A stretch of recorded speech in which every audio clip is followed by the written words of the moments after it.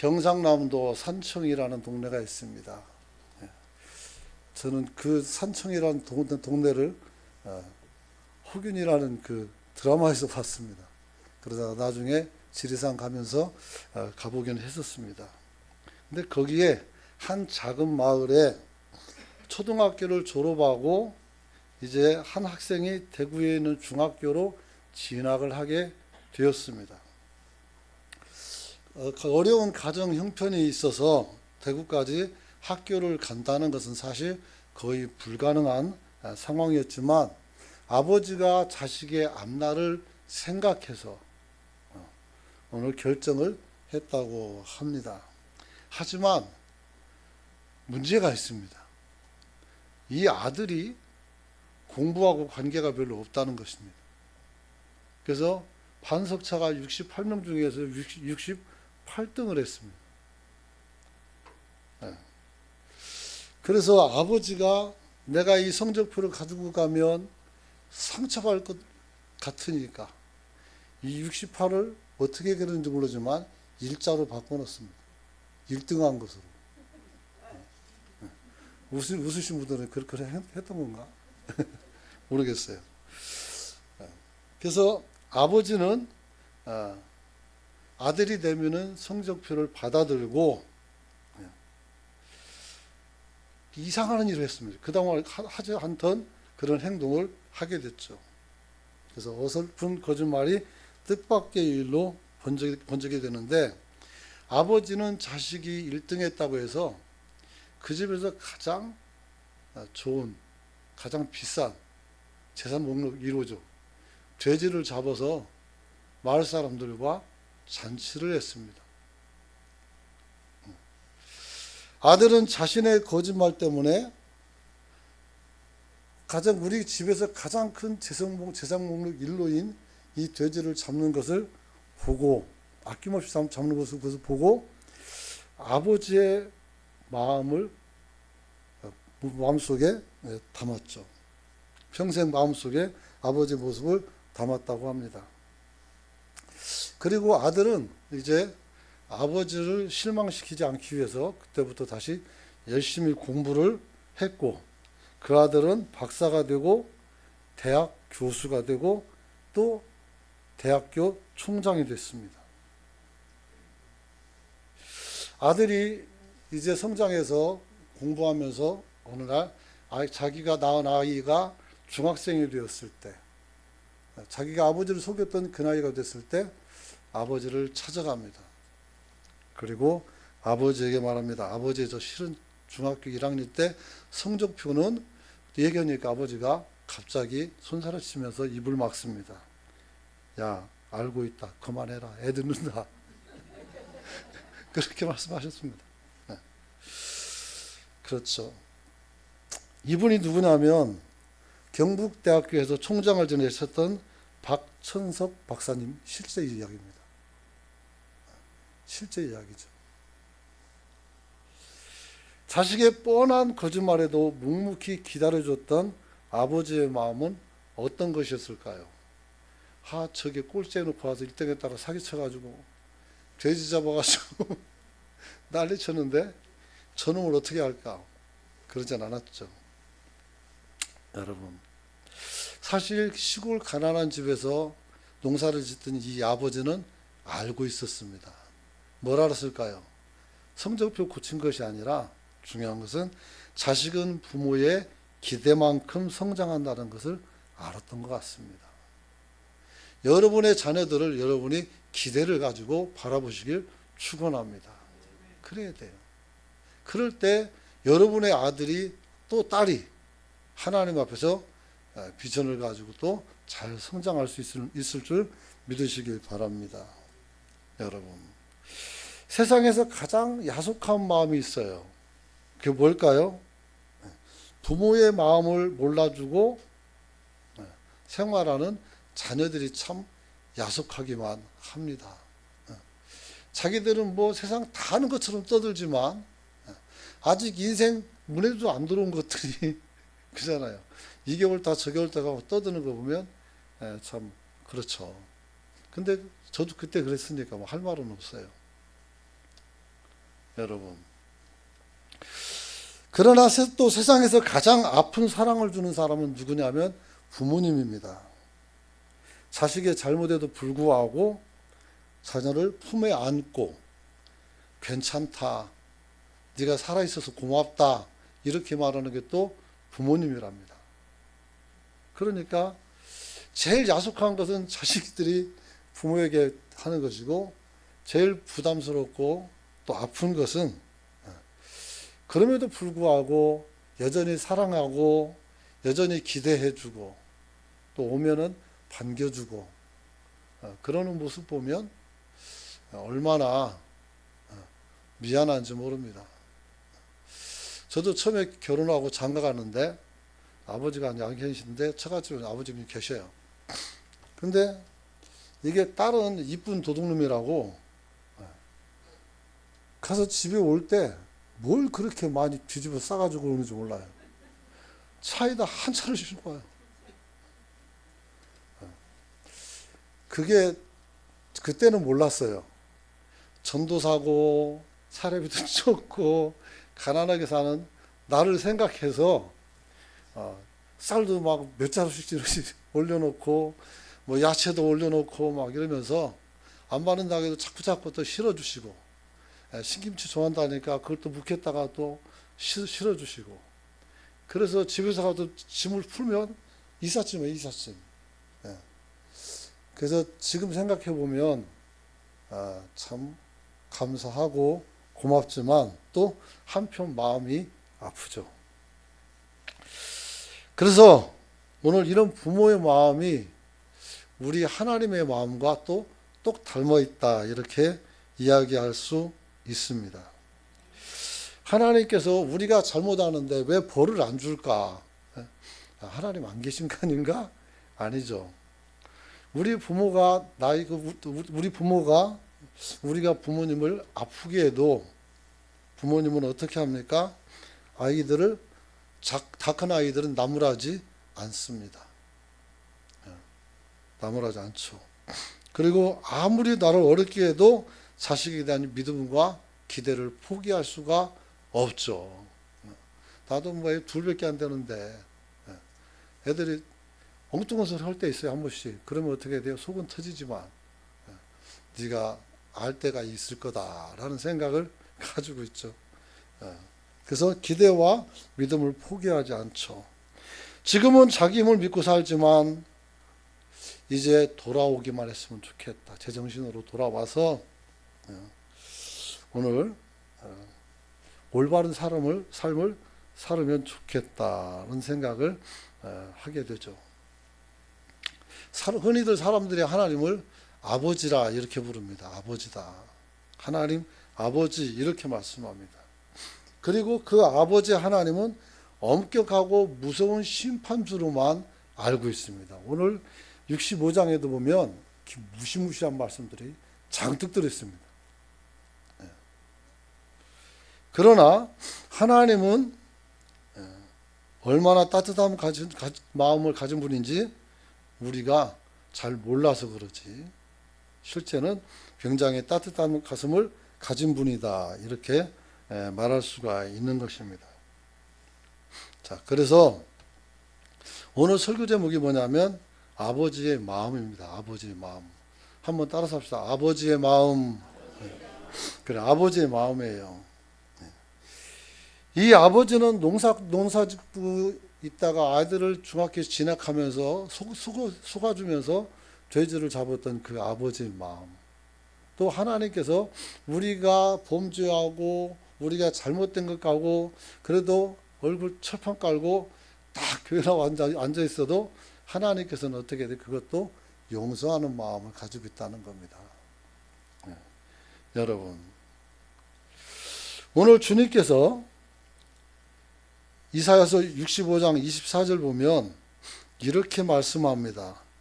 그들이 부르기 전에 내가 응답하겠고 그들이 마치기 전에 내가 들을 것이다. 말을 마치기 전에. 그러니까 우리가 부르기도 전에 하나님께서 우리 상황을 아니까 응답을 하는 거예요. 또 우리가 아직 말도 안 했는데 하나님이 그 마음을 아니까 하나님이 답을 주는 거예요. 여러분, 하나님은 이런 분이에요. 무시무시한 말도 하지만, 그런데 한 개인이 아니고 한 민족이 하나님의 공의를 버리기 때문에 그렇게 하는 것이고, 그러나 주님의 마음은 어떻게 돼요? 우리가 부르기도 전에, 말을 마치기 전에 하나님이 벌써 다 듣는다는 거예요. 다 듣는다는 거예요. 아들이, 아버지, 내가 중학교 때, 그때 졸업할 때 마지막 성경투표 1등으로 고친 거 있잖아요. 했을 때, 그거 하지 마라. 네 애들 붙는다, 애들 들어. 이렇게 얘기하는 거죠. 그게 하나님의 마음이고, 그것이 하나님을 닮은 사람의 마음이고, 그것도 부모의 마음이다. 이렇게 이야기할 수가 있습니다. 우리는 지금까지 하나님 앞에서 정직하지 못한 일을 또 죄악들을 고할 때 주님께서는 내 죄를 이미 사해 준다는 것을 알고 있습니다. 그걸 믿으시기 바랍니다. 이사야서 43장 25절 보면 같이 한번 읽어봅시다. 시작. 곧 나를 위하여 내 허물을 도말하는 자니 내 죄를 기억하지 아니하리라. 곧 나는 이렇게 말하죠. 나를 위하여 내 허물을 도말하는 자니. 이게 나는 누굴까? 우리 자신도 될 수 있고, 그 다음에 하나님도 될 수 있어요. 그래서 내 허물을 도말하는 자니 내 죄악을 기억하지 않겠다. 그래서 하나님께서 말씀했어요. 나를 위해서. 나를 위해서라면 하나님 자신을 위해서라는 거죠. 왕대밭에 왕대 가는다는 옛날 말이 있어요. 훌륭한 부모가 있고 어른이 있는 가정에서는 또 훌륭한 사람들이 이어서 나온다는 이야기입니다. 왜 그럴까요? 자녀들이 부모의 인품을 담고 살아가요. 저는 지금도 맨날 느끼는 거예요. 아이들이 왜 내 성품을 이렇게 많이 닮았는지 정말 이해가 안 가요. 그래서 어떤 때는 미안하기도 하고, 이런 성격은 없애야 되는데 하는데 꼭 그런 것도 잘 보여요. 그래서 가장 큰 피해가 쟤들이 아닌가, 나 때문에, 이런 생각이 들 때가 있죠. 근데 부모님은 어떻게 해야 돼요? 자기 이름을 위해서 자녀들이 못나도 어떻게 해야 돼요? 잘난 것처럼 얘기하잖아요. 추석날이 이제 가까워오는데, 예전에 공장 다니고 막 여러분들이 어렸을 때, 그럴 때 어떻게 돼요? 모여서 이제 집에서 모였다가 추석 끝나고 가면, 시골 어른들은 자식 자랑 막 합니다. 야, 이번에 우리 애가 많은데 돼지 족발을 사왔어. 막 그러고. 그 다음에 우리 애가 공장에서 인정받아가지고 잘 살고. 공장에서 인정받아봤자 뭐 얼마나 잘 살겠어요.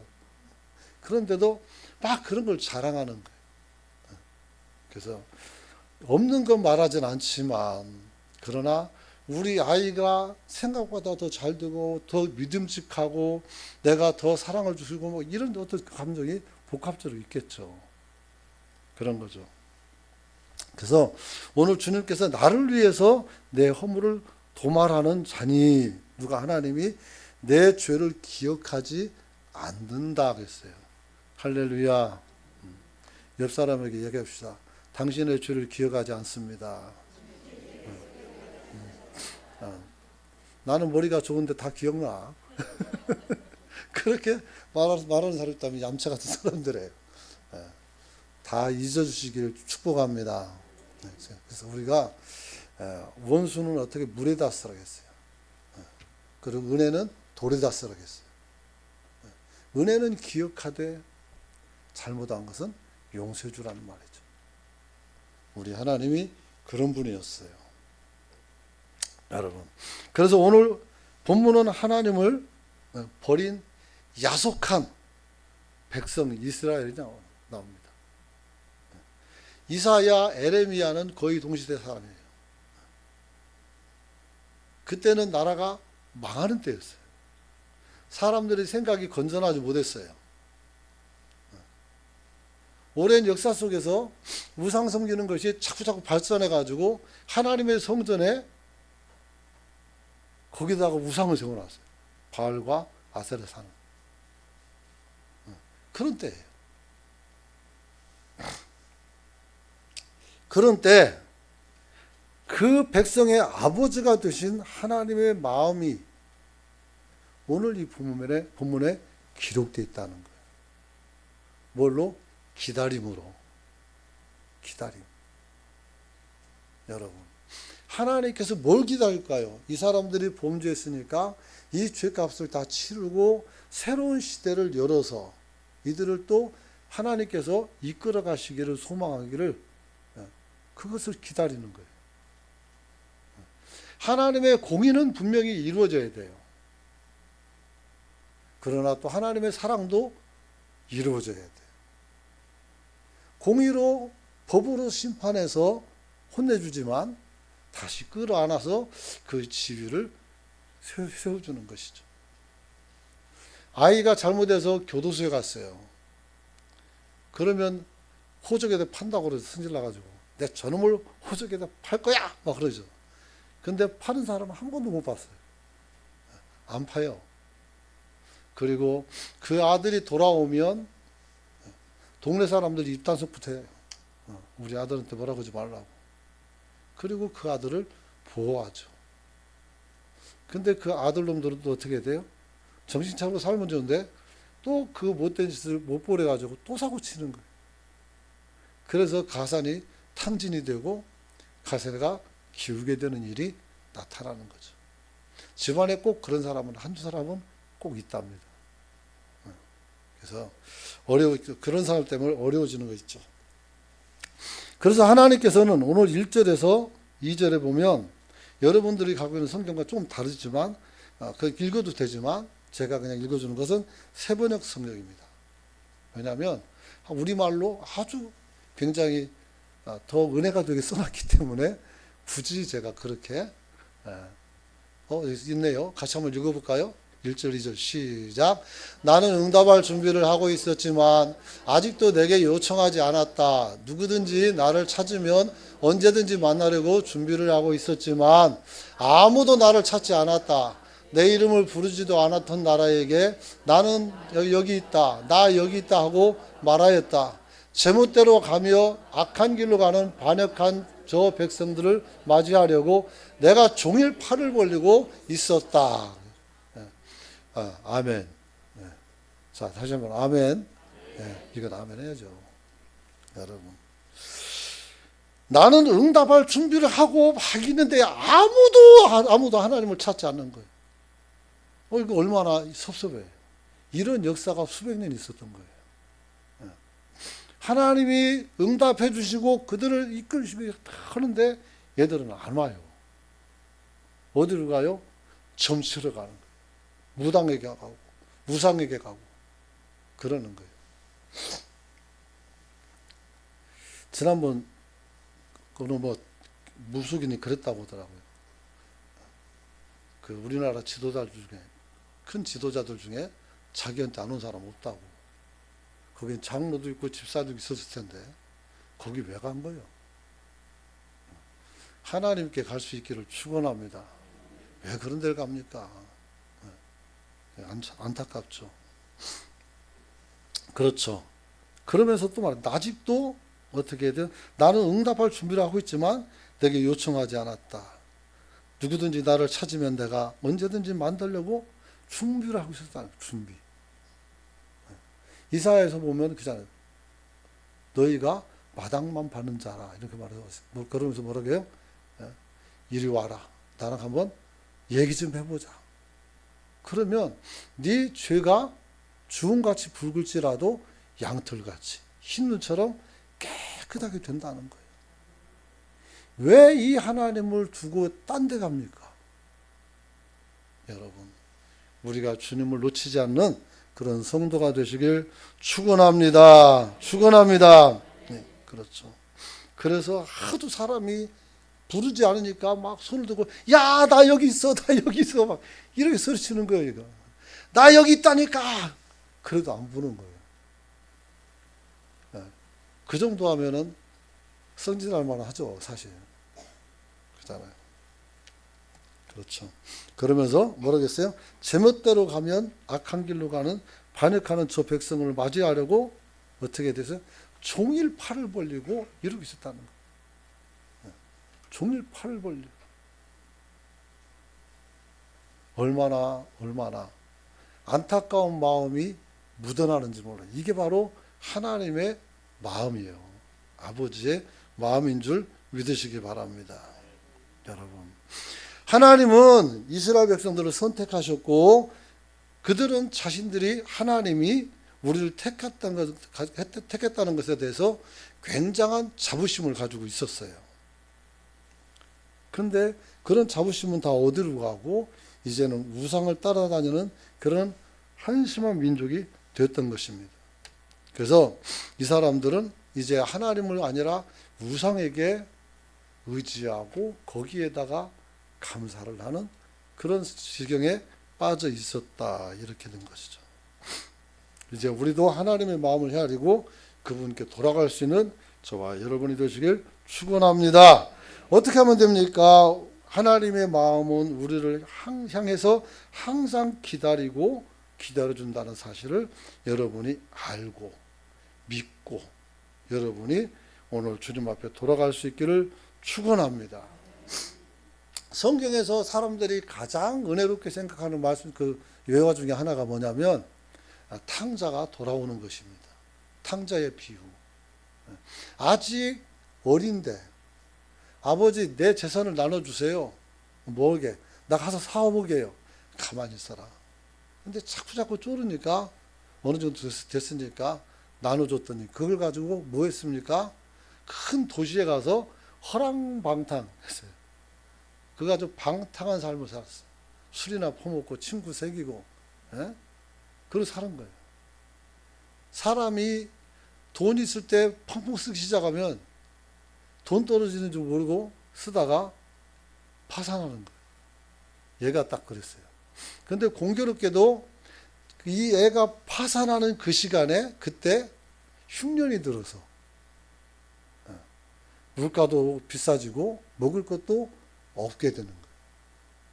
그러니까 굶어 죽지 않으려니까 어떻게 돼요?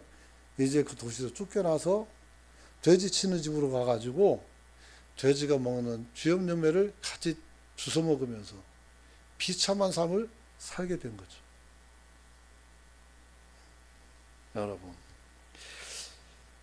그때 이 사람에게 생각할 때 뭐가 생각났어요? 아, 우리 집에 가면은 종들의 하나도 작은 종이라도 먹고 사는 것은 문제가 안 되는데 나는 여기서 굶어 주는구나 하면서 탄식을 해요. 그러다가 이제 아버지 집으로 가잖아요. 거기서 이제 핵심이 나와요. 아직 서로 거리가 먼데 아들은 집을 보고 가지만 아버지는 아들을 봅니다. 그 멀리 있는 아들을 어떻게 찾을까? 신기하기만 해요. 근데 애들 군에 보내보니까 답이 나왔어요. 내 새끼는 그만을 해주면서 잘 보이더라고요. 안경도 똑같이 썼지, 키도 비슷하지, 체형도 비슷하지, 머리 다 깎아놨죠, 옷 다 붙였대, 옷 다른 거 입혀놨지. 그래도 내 새끼는 보이더란 말이야. 이게 부모만 같대. 이게. 그래서 아버지가 그 아들을 보고 어떻게 해요? 힘써 달려나가서 그 아들을 끌어안잖아요. 근데 아들은 경직돼 있어요. 왜요? 잘못했거든. 그러니까 하는 말이 나를 아버지의 품꾼의 하나처럼 써주세요 라고 말합니다. 이 얼마나 철딱선이 오는 말이에요. 어느 부모가 자식을 품꾼으로 씁니까? 중고등학교 다닐 때, 거기도 중학교, 초등학교 다닐 때 그렇죠. 구두 닦아주면, 그때 돈은 준 적이 있어도,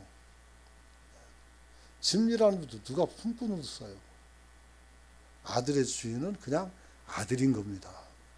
우리가 무슨 짓을 하고, 우리가 얼마나 어지럽게 살고 정신없이 살아도, 우리는 하나님의 자녀인 것을 여러분 잊지 않으시길 축원합니다.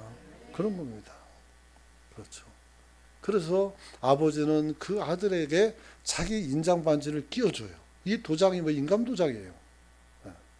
그래서 이 도장을 찍고 어디 가서든지 밥 먹고 다 해도 할 수 있는 거예요.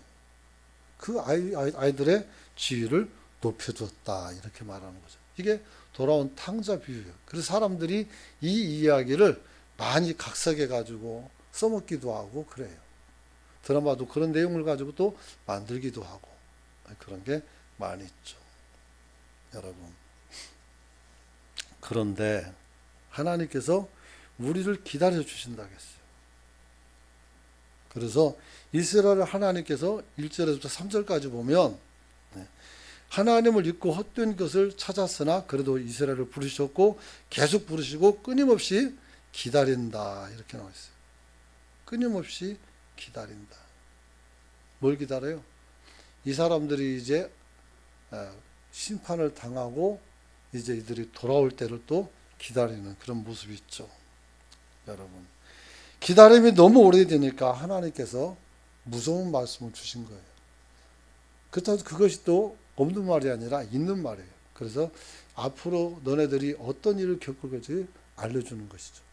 그래서 나라를 뺏기고 70년 동안 이제 노예 생활을 해야 되고 그런 것이 있죠. 여러분, 기다림이 너무 오래되면 지치게 마련입니다. 그것도 단순히 오지 않는 것이나 그것이 아니라 오겠다는 약속을 어기고 기다리는 사람을 배반하고 다른 곳으로 가버린다면 신뢰에 대한 배반이고 약속을 깨뜨리는 것이며 그 상대를 무시하는 것입니다. 우리가 하나님을 무시할 만큼 그런 존재는 아닙니다. 우리가 하나님을 기다리게 할 만큼 여러분이 높지 않습니다. 사람들은 착각합니다. 하나님이 나를 위해서 존재하는 줄 알아요. 그러면 하나님을 종이라고 우리가 주라고 해야 되겠죠. 우리는 하나님을 위해서 존재하는 겁니다. 그것을 알아야 돼요. 그게 신앙이에요. 내 멋대로 오면 그게 신앙입니까? 도대체 성경에 어디서 그런 게 기록되어 있습니까? 그런 거 기록된 거 없어요. 그것은 악이라고 써놨어요. 여러분, 우리는 하나님의 애처로운 기다림을 더 이상 방치해서는 안 됩니다. 왜냐하면 하나님께서는 우리를 그대로 방치하고 기다리고 방치하면 안 되는 이유는 하나님은 그런 존재가 아니라는 겁니다. 그럼에도 불구하고 그렇게 해주니 얼마나 감사해요. 그래서 아버지라고 하는 거예요. 아버지라고. 여러분, 하나님께서는 그럼에도 불구하고 이스라엘을 기다렸지만 이스라엘은 하나님의 사랑을 배신하고 우상에게 정신이 팔려서 하나님의 것을 외면하고 하나님을 떠나가고 하나님의 부르심에 아무런 반응도 없게 된 것입니다. 하나님보다 사랑하는 그 모든 것이 다 우상입니다. 우상. 우리는 하나님을 사랑하는 그런 백성이 되어야 되는 줄 믿습니다. 내가 아무리 사랑하는 사람이라도 하나님보다 더 사랑하지는 안 되는 거예요. 여러분, 우리가 그래서 주 안에서 사랑하자는 거예요. 주 안에서. 너도 하나님의 종이고 나도 하나님의 종으로서 같이 사랑하자는 거예요. 그게 주 안에서 사랑인 거예요. 아주 드라이한 사랑이 아니고 그것도 감정이 있어요. 깊고 격정도 있고 그랬었죠. 여러분, 시내산에 올라가서 계명을 받을 때 왕조를 세울 때와 수많은 구원의 은총이 있을 때마다 오직 하나님만 믿고 하나님만 섬기겠다고 이스라엘 백성들은 곳곳에서 어떻게 돼요? 맹세합니다. 하나님 한 분 외에 다른 신은 없다고 약속했던 그들이 아니었습니까? 여러분, 그래서 그동안 하나님의 은혜로 말할 수 없는 크고 풍성한 은혜 가운데 살았던 이들이 이제 와서 방자하게도 하나님의 사랑을 배반하고 하나님 앞에서 스스로 했던 약속들을 깨뜨리고 우상의 길로 가버린 겁니다. 그걸 어떻게 이해할 수 있겠습니까? 우리 아이가 조그맣을 때 보면은 걸음하고 올 때 제일 재밌는 게 뭐냐면 손 벌리고 있으면 막 달려오잖아요. 지 아버지니까 달려오는 거예요. 근데 다른 아버지가 옆에 서가지고 손 벌리고 있는데 나한테 한 거고 얘한테 가면 어떻게 돼요? 이런 나쁜 놈이 승질이 나는 거예요. 애가 그러지만도 섭섭한 거예요. 아이가 좋은 거 들고 흔들어가지고 큰형님한테 가는 것도 짜증나는데 다른 사람한테 안 되죠. 그 짓을 누가 했다고요? 다 큰 어른들이 했다는 거죠. 이스라엘 사람들 있지만 오늘날 교회 다니는 사람들도 똑같아요. 나도 그렇고. 그래서 하나님이 좋지만 순간적인 즐거움은 여기가 재밌는 것 같으니까 거기로 가는 거예요. 그게 선이 아니라는 사실을 깨닫기를 축원합니다. 그런 것이죠. 여러분, 그들의 한 일은 참으로 기막힌 것이었습니다. 하나님의 택하신 백성으로는 도무지 할 수 없는 일을 이 사람들이 합니다. 여러분, 3절에 보니까 동산에서 제사하며 벽돌 위에 분향하며 내 앞에서 항상 내 노를 일으키는 백성이다. 4절 보니까 무덤 사이에 앉으면서 은밀한 초소에서 지내며 돼지고기를 먹으며 가증한 물건에 국을 그름에 담았다 했어요. 왜 무덤 속에서 앉아 있을까? 무서운데. 악한 영들을 통해서 예언하고 방언하고 예언하고 어떤 점을 치기 위해서 이런 짓을 하는 거예요. 이런 것이기 때문에 참으로 좀 그렇죠. 또 5절 보니까 사람에게 이르기를 너는 내 자리에 서 있고 내게 가까이지 말라. 나는 너보다 거룩한 사람이다. 무슨 말이 말 그대로예요. 나는 하나님의 말씀을 가지고 하나님의 사람이다.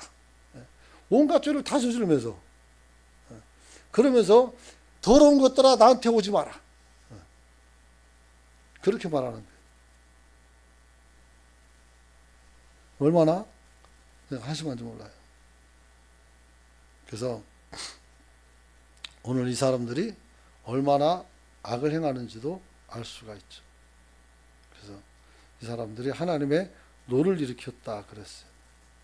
그래서 나는 너보다 거룩하다 막 외치고. 그렇죠. 거룩하긴 뭘가 거룩합니까? 그리고 이런 자들은 내 코에 연기요 종일 타는 불이라 그랬어요. 하나님이 치는 거죠. 바리새인을 생각하면 좋습니다. 율법을 가지고 신앙생활 잘하자는 건 굉장히 좋아요. 그러나 자신은 안 하면서 왜? 나만 보고 뭐라 하는지 모르겠어요. 그래서 하나님께서 뭐라 하겠어요? 독사의 자식들아 그랬어요. 누가? 세례 요한이 독사의 자식이라고 했어요. 여러분, 오늘 이들이 하나님 앞에서 조목조목 하나님께서 짚어보면서 6절까지 보면 하나님이 화를 내는 이유를 말씀하고 있어요. 그런데 주님의 마음은 화가 아니라 어떻게 돼요? 이스라엘이 다시 하나님의 되어주기를 하나님께서는 원하고 있다는 사실을 믿어야 됩니다. 이제 여기까지 하고 말씀을 마치려고 합니다. 사랑하는 성도 여러분, 12제자 중에서 가룟이라고 하는 유다가 있습니다. 그래서 뮤지컬이 나와서 유다라는 뮤지컬이 나와서 그때 한번 유다의 편을 들어보니까 나름대로 뭐 여러 얘기가 있어요. 뭐 만들어가지고 있긴 있는데 유다는 누구예요? 예수를 배신한 사람입니다. 예수를 팔아먹은 사람이에요. 어떻게 스승을 팔아먹고 넘길 수 있을까? 돈 때문은 안 했어요. 그게 뭐예요? 실망. 예루살렘에 오셔가지고 왕이 될 줄 알았는데, 그래가지고 내가 오른쪽 왼쪽하고 내가 재무부 장관하면 좋은데, 보니까 십자가 지고 죽으려고 오니까 이게 아니잖아요. 자기가 기대했던 것이. 하나님을 섬길 때 가장 여러분들이 먼저 생각해야 될 것은 나의 기대가 아니라 하나님이 나에 대해서 어떤 기대를 갖고 있는지를 여러분이 살펴볼 수 있기를 축원합니다. 그러면 여러분이 어떻게 살아야 되는지 답이 나와요. 그리고 그 답이 나오는데 다른 짓도 뭐 그것도 자기를 속이는 것이고 하나님께 버림받는 거예요. 그냥 교회 안에 있으니까 모르실지 모르시겠지만 하나님은 알고 있고 자신도 알고 있어요. 그러면 바꿔야죠. 그렇게 안 바뀌면 어떻게 해요? 우리는 몰라요. 모르니까 같이 살죠. 그러나 마지막 때 하나님의 이름을 부를 수가 있을까요? 어렵죠. 그러므로 오늘 우리가 하나님이 아직 기다릴 때 신앙생활을 더 잘해서 하나님이 기뻐하는 그런 성도가 되시길 축원합니다. 우리 한번 통성으로 기도할 때 오늘 우리 안에서 하나님 앞에서 우리가 놓치고 산 것들, 하나님을 또 우리가 제대로 섬기지 못했던 것들을 돌이키며 잠시 기도하길 원합니다. 주여 치고 기도합니다.